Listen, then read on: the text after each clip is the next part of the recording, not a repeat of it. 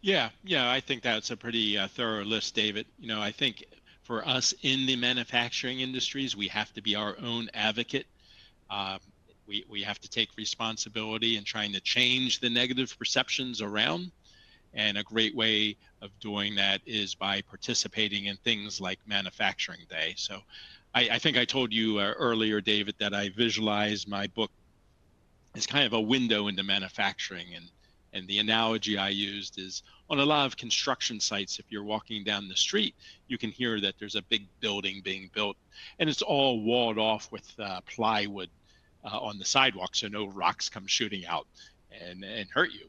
But the construction industry has been very nice for many years. They'll cut out a little window and put a little plexiglass a Yeah. shield on there so that passerbyers can look and they can look at the cranes and the bulldozers. And I can't help to think that there's a lot of people that went into the construction trades because when they were 7 years old, they walked by one of those sites and looked in and just was amazed at the size of these equipment.